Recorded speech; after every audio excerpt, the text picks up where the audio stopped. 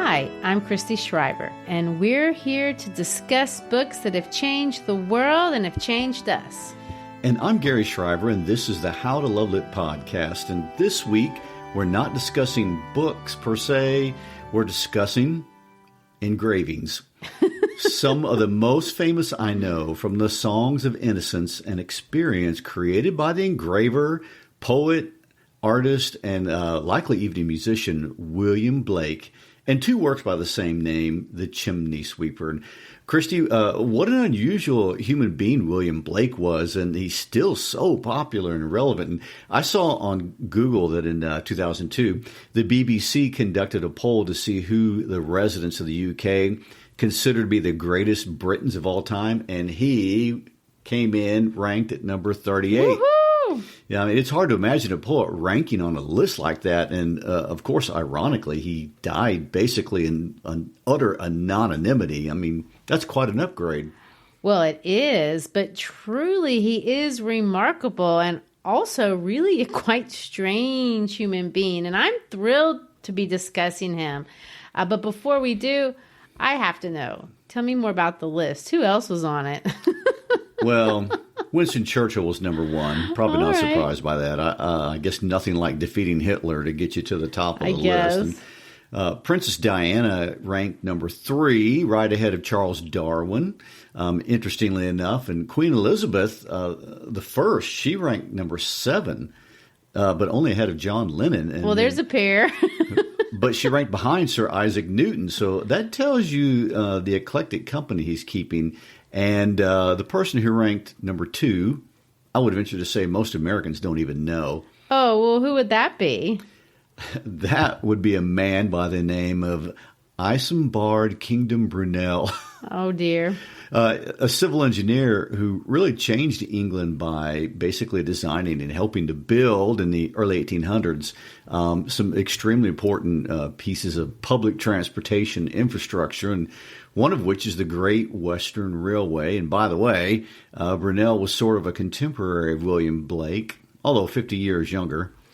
Well, I guess it's to the credit of the British that they highly esteem engineers and poets. I would shudder to think what would be on the American list. It's probably true. I don't know. I'm not even going to say.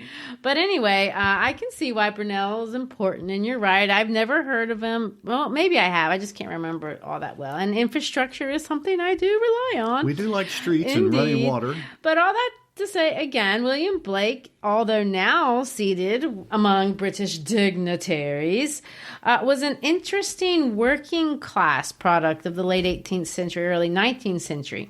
He was born in 1757 and lived until 1827. Now, when I start throwing out years, I confuse myself. Actually, when I talk about numbers in general, that is true. I confuse myself. But so what I have to do, and I guess lots of people do this, I have to think about the years and then envision what else was going on during that time period so that in my mind I can visually see, okay, what were they wearing? What were their houses looking like? That sort of thing. So when you say 1757 to 1827, the first thing that comes to my mind is 1776 and, of course, the American Revolution. But I guess Blake would be wearing a red coat. I am not so sure. He might have been part of the opposition because he liked to be opposed to things. And but anyway, and he was a pacifist. Well, he was a pacifist, yes, and but he was also very pro-American. And of course, for our French friends, the year that will jump out to them is 1789, the year that marked the beginning of the French Revolution, which is another event that strongly impacted Blake's view of the world. Well, unlike a lot of British poets, William Blake did not come from a wealthy family. He did not go to university. He was lower middle class. His parents were something called hosiers, and I actually had to look that up to make sure I had straight if that means what it sounds like it means, and it does. It's a person who sells stockings and other things, gloves and, other little knickknacks. So he lived all of his life, except for a couple of years, in London, which, he describes in a poem titled London in a very unfortunate way. Yes. I do want to quote a couple of stanzas from this famous poem called London. He says this, and this is towards the end of the poem. He describes London like this. How the chimney sweepers cry, every blackening church appalls, and the hapless soldier's sigh runs in blood down palace walls. But most through midnight streets I hear how the youthful harlots curse blasts the newborn infant's tear and blights with plagues the marriage hearse. Wow. That is a lot of misery in just a couple of sentences. I mean, blood and tears and plagues. I know. And it is true. But that doesn't mean he didn't love his city. I think he really did. It's just that he was living not in utter poverty, but he was aware of the pain in general of the people around him. And these are the kind of images that really pervade a lot of his poetry. Blake there's just not a better word to use. And he was a visionary, literally. But he was also anti-colonialism. He was pro-abolition. He was pro-women's suffrage. Well before these reform movements, I guess I can say that without stumbling, were popular in the United States or even in England. True. And that explains why the Americans really discovered him and loved him during our reform period. He spoke to everything that was going on. I agree. And some would say, although I'm sure this isn't uncontested either, that the Americans caught on to him before really the British did. This is just an addendum. Garry and I collect old books, and we specifically like old textbooks. And I actually have a couple of British textbooks from the 1830s, and I looked him up in them, before we were doing this to say, well, what were people saying about him in the 1830s? And they're not saying anything about him. They talk about his engravings, and that's all that was mentioned. And that was only mentioned in the index of my textbooks. Wow. Well, I know we're going to get into a lot about his ideas concerning social reform, which are really revolutionary and unusual in a lot of ways. But I want to point out that Blake's calls for reform really aren't because he isn't patriotic. I mean, he did love his country. If you recognize the intro music, that incredibly famous British hymn, Jerusalem. Oh, yes. It's often kind of uses a second British national anthem. And you may not know that those lyrics but they were written by Blake about the wonderful potential Britain did have, and does have to be pretty much a utopia. Well, I didn't know until you told me that Blake composed those words, but I did watch Sir Elton John sing them in the crowd with everybody else during William and Kate's wedding ceremony at Westminster Abbey on TV, of course. I didn't score the invite. You weren't there in person? No, I wasn't. Didn't think so. I don't remember there. Blake, and of course this had everything to do with his religious background, as well as his disillusionment with the French Revolution. But he had a lot of distrust in institutions, particularly the government and the church, as we see in this poem. And he uses the term palace, but when he does, he means the government. He saw the poverty that pervaded the streets in London during this time period, and he recognizes the powers as being responsible to help, but callous to too much of it. And when we read Jane Austen's Emma, we got to see a view of elegance and calmness and beauty, and the upwardly mobile middle class was growing. But as we said, it was a relatively small group. And Austen's world was not the reality for almost all of the residents in London. At the beginning of the 1700s, London had about 600,000 residents, more or less. By the time Blake was born, this number is up to almost 1 million. It is growing too fast and industrializing. And this is an enormous amount of people at this time.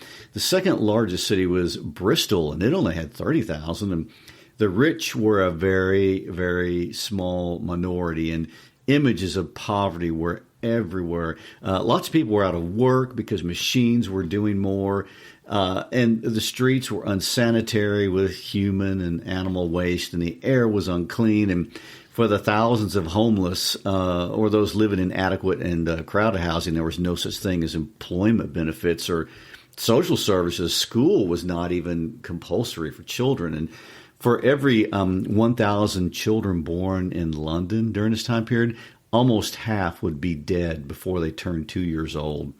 And that was due to malnutrition and bad water and poor hygiene and really other aspects of poverty. I mean, suicide was common. Executions were public. Violence was rampant. There were high numbers of orphans, and they were called foundlings, and the children that had been abandoned by their mothers. And because being a single mother during this period was just absolutely impossible. You couldn't get a job. You couldn't feed yourself. So often it was the merciful thing to do to drop a child off at a charity hospital. And London was the sex capital of Europe at this time, with large numbers of prostitutes, which is one job available to women. This sounds like a setup for a Dickens novel. Well, it absolutely, that's where Dickens got it. And it is interesting to see, Jane Austen was talking about the same place from a very different perspective. And so it is important to see both sides of London, which of course is one of my favorite cities in the whole wide world, but it's not without its challenges today, and it wasn't without its challenges, obviously, back then. And little William Blake, from his earliest ages, would roam the streets of this city, and he would take in all these sights. And even though his family was not starving, they were not rich enough to be isolated. He didn't enjoy the party life of Bath. He witnessed a lot of that stuff, and these were sights that marked him. They were disturbing. Well, and from what we know of him, he is a highly intuitive person, what he himself called imaginative, but he's also highly empathetic, and it appears he feels a lot of the pain that he sees in the different people that he meets in this time period. When you read his work, I think you have to say that he does. And of course, I love that he calls himself imaginative. And when he uses that word imaginative, for me, I better understand it as the word creative. That's what he means. But it's not just creative as in I can throw some colors together. He uses it almost in a spiritual way. He was raised in church. He was read the Bible every day, but his parents were separatists, meaning they didn't support the established church, the Church of England. But beyond that, and this very unorthodox, really for the time, religious upbringing, Blake had visions. When I said he was visionary, I meant he literally saw things. Yes, he saw things as early as age 4. There's stories that he saw God's face at his bedroom window. He saw angels sitting in trees at the age of 8. He claimed that he talked to the archangel Gabriel, and then he talked to the Virgin Mary. His parents obviously were worried that he was crazy, but Blake his whole life supported the idea that he was having visions, and he never thought he was crazy. He said, "This is part of my imagination," which is, as I mentioned, a different way of thinking of imagination. And I want to actually quote his exact quote. He says this: "You can see what I see if you choose. You have only to work up imagination to the state of vision, and the thing is done." So he felt, the way I read what he said about himself, he feels connected to the material world, to the spiritual world, in a way that is very different from a secular humanist perspective or even a Christian perspective today. Very much so. Well, his parents thought his imagination would be more productively served by putting him in art school. Well, that did work out, and it is understandable, which they did do at age 8, and he stayed there for 4 years until he was 14. But this was expensive, and it would have cost his family quite a bit of money. So at age 14, they pulled him out, and he became apprenticed to an engraver, where he worked and spent 7 years learning this trade. And this, of course, is going to be the entire direction of the rest of his life. Now, engraver. When I say that, I think of places like Things Remembered at the mall, where they're putting monograms on a necklace like you might see on Etsy. But that isn't exactly what we're talking about here, although it's a little bit like it. It's not the same thing as an illuminated book. So before we get too far into what he's talking about when he says, I make engravings for the rest of his life, Garry, give us like a 2-minute description of what that is. Sure. I mean, it was actually a process that was a couple of 100 years old when Blake got into it, but it's a sophisticated process, and actually several processes normally done by several people, although eventually Blake innovated ways that he and his wife could do all of it themselves. But initially, as in the case of Blake, apprentices would go out, copy things in the world with pencil and paper. They would come back, and these would be etched on plates with acid by other artisans. Sometimes that could be difficult and unpredictable, as you might imagine. And then you'd get ink and rub it into the lines for the intaglio style. You would wipe the surface clean with rags in the palm of your hand, and from there, you'd go to the press and print on paper. But you would use very nice, expensive paper. And now you have to remember these were illuminated, meaning they were in color. So after they were printed, they were colored. When Blake went into business for himself, he made his own watercolors. I mean, every copy of an illuminated book is a unique piece of artwork. And even if the same person made several the same day with the same ink, they wouldn't be exactly alike. And no, I'd say they couldn't be. It's very labor intensive. And really, most of it wasn't considered creative. Engravers were artisans more than they were artists. And they were therefore the low men on the artistic totem pole, to use that expression. And even though Blake became a member of the Royal Academy, he was never given the glory and the distinction of other types of artists. So there are hierarchies everywhere, even among the artists. Of course, they are evolutionary and inescapable. But speaking of social hierarchies, there is a really famous story people tell about Blake working at Westminster Abbey as a young apprentice. He would go in there and copy the statues of the kings and queens of England, as well as other Gothic pieces of art. And something you can see influence his style when you look at his illustrations anyway. One day, a bunch of boys came in, and they bullied him while he was trying to work. So here is a working class boy etching in the Abbey when the students from the prestigious Westminster School came in. It appears they were so mean that Blake knocked one boy off a scaffold to the ground, and to use Blake's words, he fell with terrific violence. Blake then went off and complained to the dean about the harassment, and they got in trouble, and they weren't allowed in there anymore. That's awesome. Exactly how you want a bully story to work out. The bully gets beat up and gets in trouble from the authorities. And I mean, those kind of stories usually work the other way. Well, true. And he did finish his apprenticeship and could therefore work as a professional engraver himself, which he did. And he actually worked for a man named Johnson, who was a radical publisher of a lot of political materials, including Mary Shelley's mother, Mary Godwin Wollstonecraft, who he actually did an engraving for. Well, one part I like, I want to interject something about him, is in 1782, when Blake is 28 years old, he meets and marries a girl by the name of Catherine Boucher. When he met her, she was illiterate to the point that she signed the wedding contract with an X. However, and this is so sweet, he taught her to read, to write, and to engrave. Oh, well, they had a real partnership. They really did. Well, and they worked together their entire lives. And this is jumping to the end, but on the day of Blake's death, it said Blake turned to his wife and said, "Stay, Kate. Keep just as you are. I will draw your portrait, for you have ever been an angel to me." And after that, he laid down his tools. He began to sing hymns and verses and promised his wife he would be with her always. And then he died. He was buried at the Dissenters' burial ground. Interesting. And only 5 people were there. His wife, after he died, moved in with one of their friends, and she worked as a housekeeper for the rest of her life.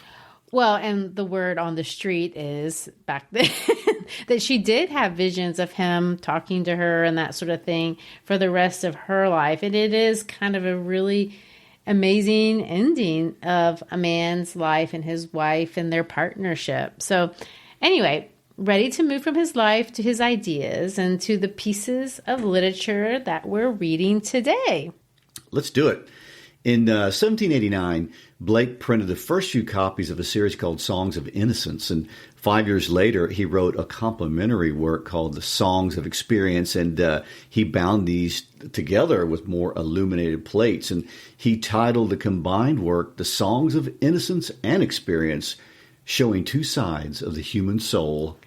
Well, for Blake, there were always two ways to see everything in the world. He often would say, and this is such a thing that's not what people say, he would say, truth is always in the extremes.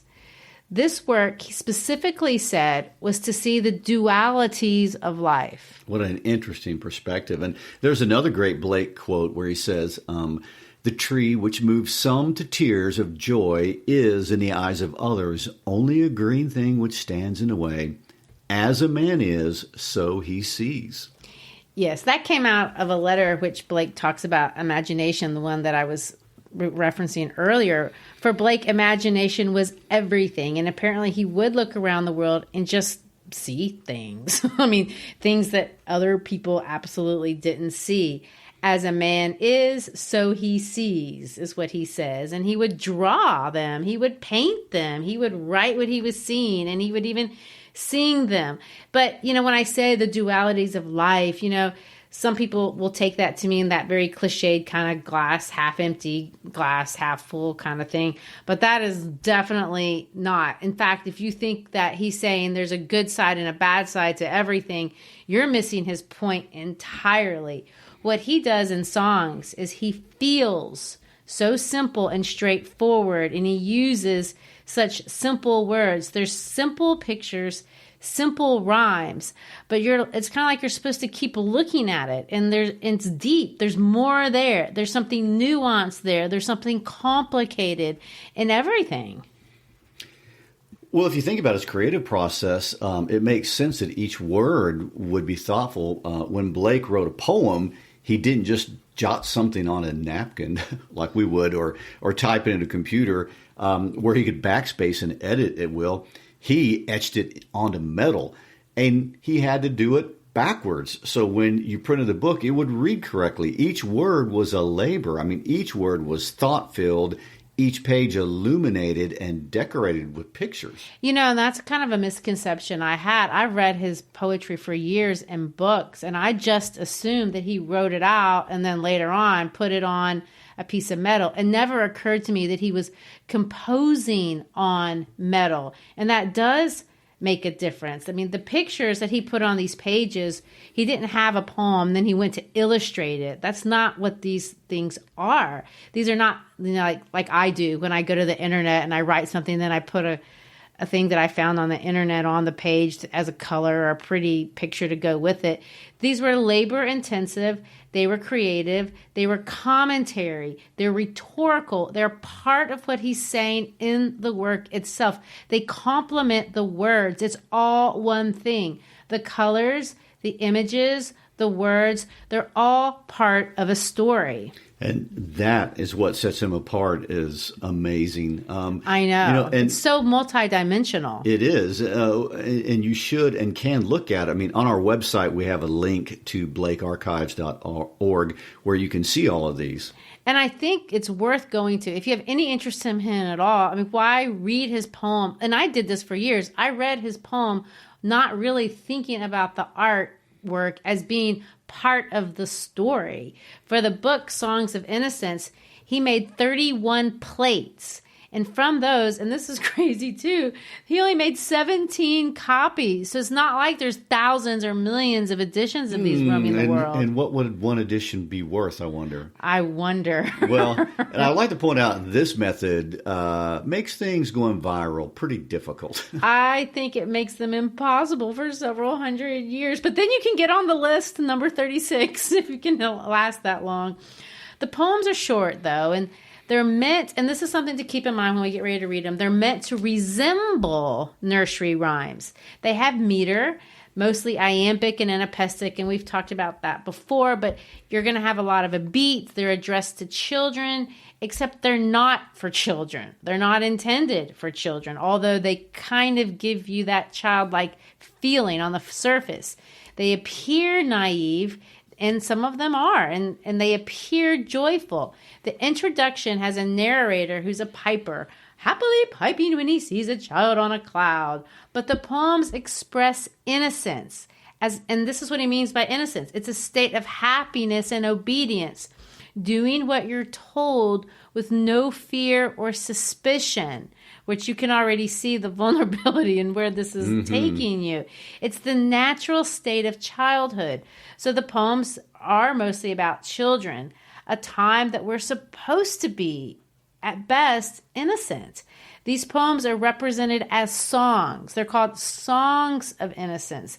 The word songs connotes things that are happy. And honestly, a lot of people say that William Blake put all of them to music, and this has just been lost. Well, even if Blake didn't, in the 1960s, American poet Allen Ginsberg did.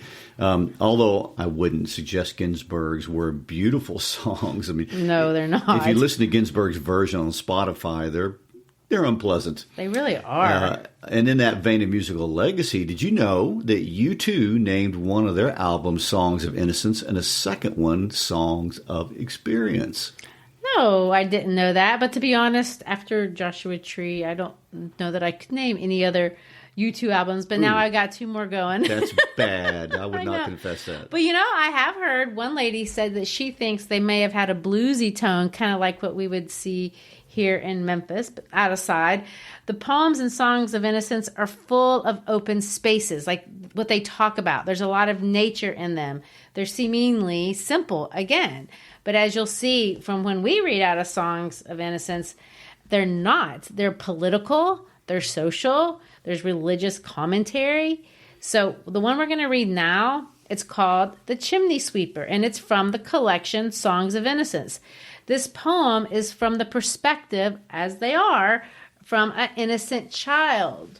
But you can already tell this child is a chimney sweeper. And a chimney sweeper is one of the cruelest jobs a child could ever have. Garry, just from a political and historical perspective, what would that mean? Well, first of all, this was an age of child labor and child exploitation. So chimney sweeps were part of that. I mean, little boys as young as 6 were often sold by their parents who couldn't afford to feed them. And then they were sent up dangerous and dark chimneys. And there was a House report on sweeps that came out at that time that illustrated just how dangerous this job was, and especially for children. Sweeps had high rates of cancer because of their exposure to soot. They also had a slew of respiratory ailments, as you would guess, and they got a lot of broken bones, and just the work itself stunted their growth. And it was a life that would be haunted by death every single day. Well, what you're going to see and what we're going to read is a poem of social protest. In this poem, a child is innocent and he doesn't understand his reality. Blake is going to use a play on words because notice how the word weep, weep, weep sounds an awful lot like sweep, sweep, sweep, and then sleep. The child's naive innocence is frightening to us as readers because we know more than the child does about what's going on in his reality, and we know that it's wrong. He thinks being sad is normal. We know that it isn't. When we get to the middle of the poem, when little Tom Dacker has a dream, we know that he's being sold a false bill of goods. He's been told he just needs to hold out for the next life, and he hangs in there. Just do his duty. The next life will be happy. The last line, if all do their duty, they need not fear harm. This is stated very simply. It's stated cheerfully.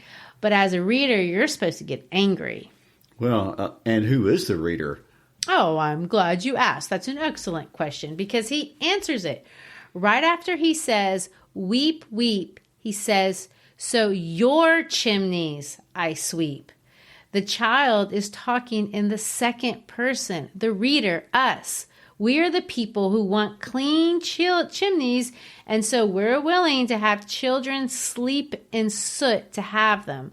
The illuminated plates, by the way, in this poem are of small dancing children. They're a natural extension of the vines and of the leaves, and all the children have this light, happy quality. It's green, and the whole thing looks like a paradise. So you can understand when I say that the picture is part of the commentary. This is what the children should be doing, what we should be providing for the children, but it's not what we're reading that we are providing or expecting from them in the poem. All right, I think that's a good setup. Are you ready to read it? Let's just do it 3 stanzas at a time. When my mother died, I was very young, and my father sold me while yet my tongue could scarcely cry, weep, weep, weep, weep. So your chimneys I sweep, and in soot I sleep.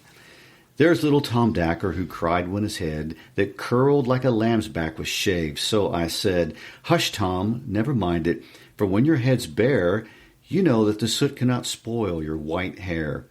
And so he was quiet, and that very night, as Tom was a-sleeping, he had such a sight that thousands of sweepers, Dick, Joe, Ned, and Jack, were all of them locked up in coffins of black.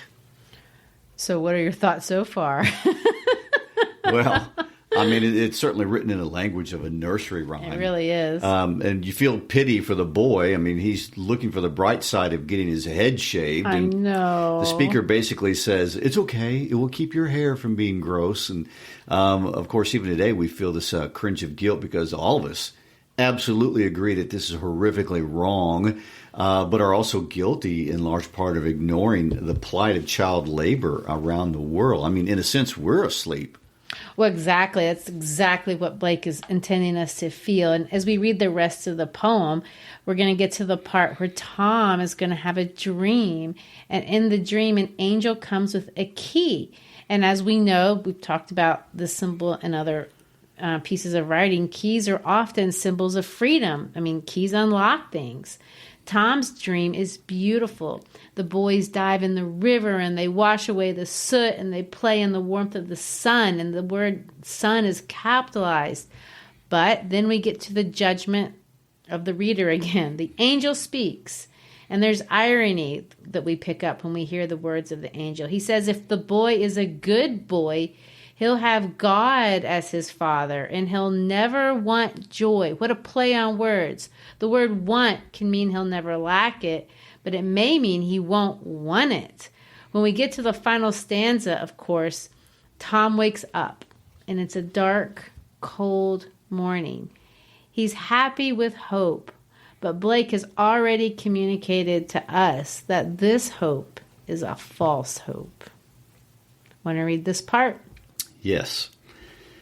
And by came an angel who had a bright key, and he opened the coffins and set them all free. Then down a green plain, leaping, laughing, they run, and wash in a river, and shine in the sun. Then naked and white, all their bags left behind, they rise upon clouds and sport in the wind. And the angel told Tom if he'd be a good boy, he'd have God for his father, and never want joy. And so Tom awoke, and we rose in the dark, and got with our bags and our brushes to work. Though the morning was cold, Tom was happy and warm. So, if all do their duty, they need not fear harm. What are your thoughts here?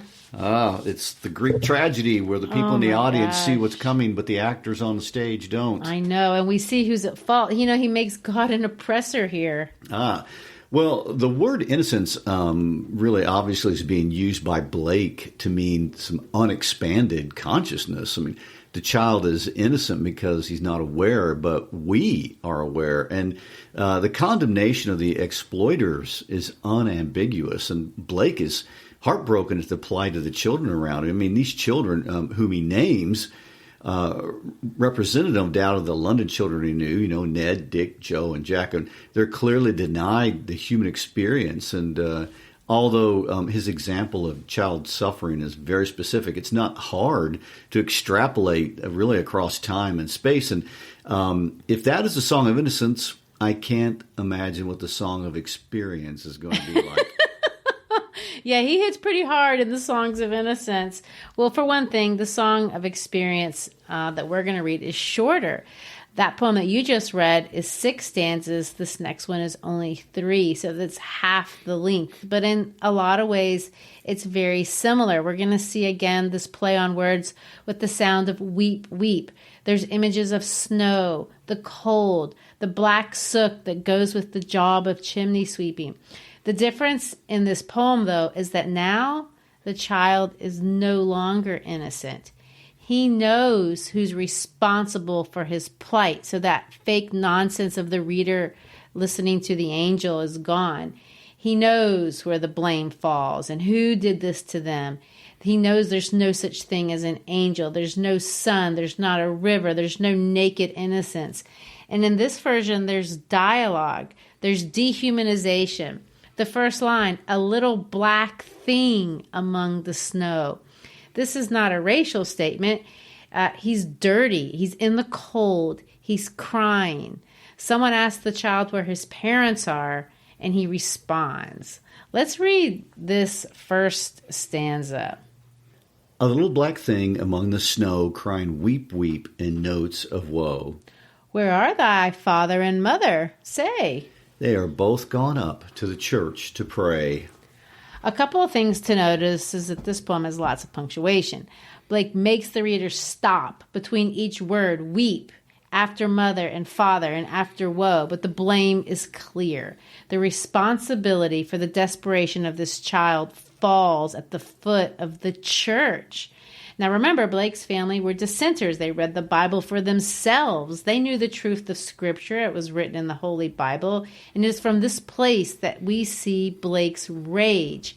How could the organization responsible for implementing Jesus' words, let the little children come to me, or his actions, the only miracle repeated in the New Testament is Jesus multiplying bread, how can this organization use their authority in this way?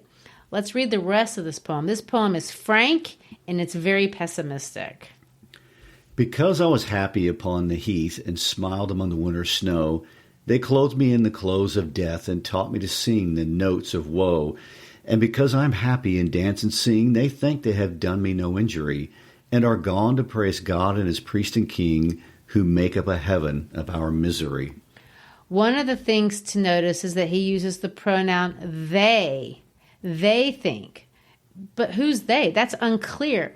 Who clothed him in clothes of death? His parents? And by the way, what are clothes of death? Well, obviously it seems to me that that's soot-covered clothes that's been made black by dirt, and those are the ones that are going to kill him. But they is in the plural. And so the blame is to be spread around. His parents are responsible to keep him clothed and safe. The church is responsible to keep him clothed and safe. But it's a trifecta because he's going to add the word king in there. And I would suggest that's deliberate. The king is responsible to keep him clothed in the state and safe. The state is equally liable. And all of these institutions are deliberately ignoring what is in the interest of the child to promote their own best interest. The child labor propping up their way of life, that's immoral. It's unchristian, maybe demonic. Well, it implies in this last stanza that they're quite happy to delude themselves in this deal. They think of themselves as good people because they go to church and practice all these good things while ignoring the responsibilities given to them. Exactly. And that takes us to this last line, which is confusing. It's actually what we call a paradox, something that doesn't seem like it would really make sense. But if you look at it, it kind of does. And look how interesting it is, this turn of phrase, make up a heaven of our misery. They make their lives better. They make their lives a heaven on the backs of the chimney sweepers. And this little chimney sweeper knows it. Well, it seems Blake has taken the chimney sweeper and really made him a symbol for how easy it is to turn a blind eye to the exploitation of the poor and the helpless in any society in pursuit of our own comfort and luxury. And that's a lesson that, of course, resonates throughout the ages and really across the globe. Indeed, it does. Well, and so in this spirit of conviction inspired by the words of Blake, we're going to close out our time in Regency, England, as it does delight and challenge us both. Next week, we'll be back on the other side of the Atlantic with F. Scott Fitzgerald and The Great Gatsby. That will be a great series. So please join us next week. But between now and then, please stop in to see us on any of our social media platforms, Facebook, Instagram, Twitter, LinkedIn.